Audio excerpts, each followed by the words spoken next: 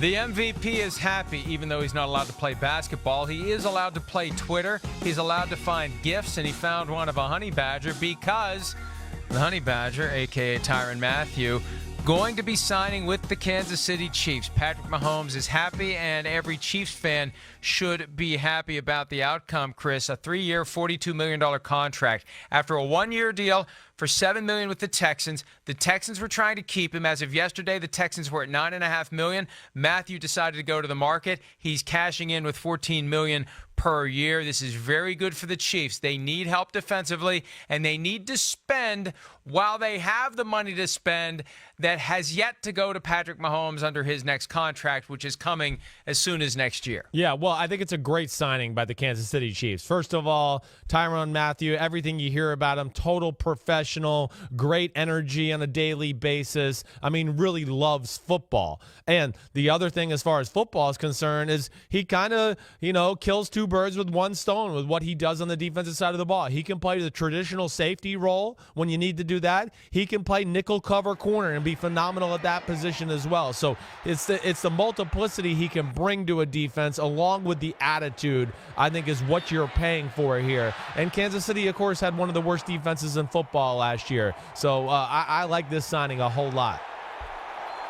Yeah, I really do like it, and there are Chiefs fans out there who are smitten with the idea that Eric Berry and Tyrann Mathieu will be teamed up for the next 3 years.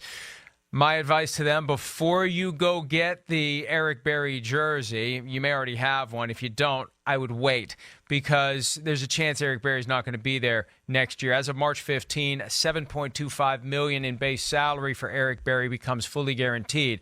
So there could be a move made quickly. And Chris, with all the needs they have, they've got Dee Ford under the franchise tag. They're trying to sign Tyreek Hill. They're going to have to sign Chris Jones. They have to keep money aside for Patrick Mahomes. And I know they've planned for that moment.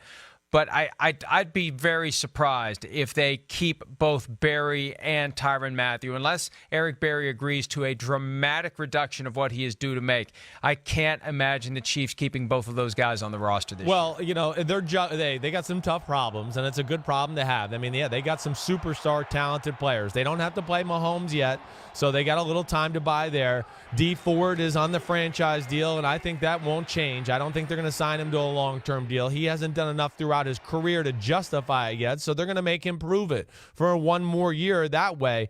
Only thing I'll say with the Eric Berry conversation, Mike, is with the way his contract sets up, if they let him go, I believe it's $14 million. It's almost $15 million in dead money. So I just can't imagine them being able to swallow that pill going, okay, yeah, we're just going to leave $15 on the floor, $15 million on the floor there.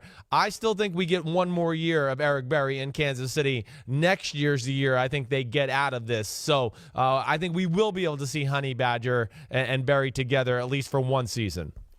There is a way to do this with a post-June 1 restructuring that would chop it down to, let's see, they can push $8 million of the cap charge into 2020. So they could knock it down from $15 million to $7 million. But it gets complicated because you have to carry the guy's entire cap number until June 1, which could be a problem. But they can push $8 million to next year if they do it that way. Or they could just go to Eric Berry and say, look, I mean, we've gotten nothing out of you the last 2 years. And we know injuries happen, but we've gotten nothing out of you the last 2 years. We can't justify paying you what we're supposed to pay you. And then the question becomes, will someone else pay him more? And could he be attracted to join a team like the Falcons in his native state of Georgia, where, remember that game a few years ago when he went to the old Georgia Dome? He just destroyed the Falcons to the point where I thought they would try to sign him as a free agent that year. Well, maybe they do ask him, for a pay cut. I think certainly I would be concerned if Eric Berry did hit the market with the guy that, tears his Achilles tendon, 2 years ago at the start of the season when he's covering Rob Gronkowski in that awesome season opening game against the New England Patriots in the 2017 season, but the 2018 season still having issues with that same foot, right? He had heel issues, right? So there is still certainly something there in that area to where he couldn't play till very late in the season and really could barely practice. So I think that would drive down his value. It is something to watch out for, how they play this whole Eric Berry angle out here in the future.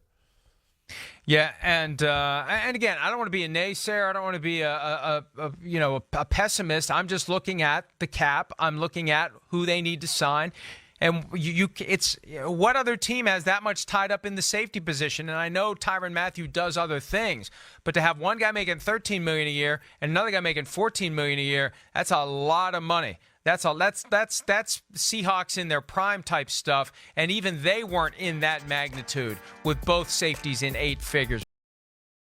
Hi, I'm Mike Tirico, and thanks for watching. Make sure to hit subscribe for the latest news and highlights from NBC Sports.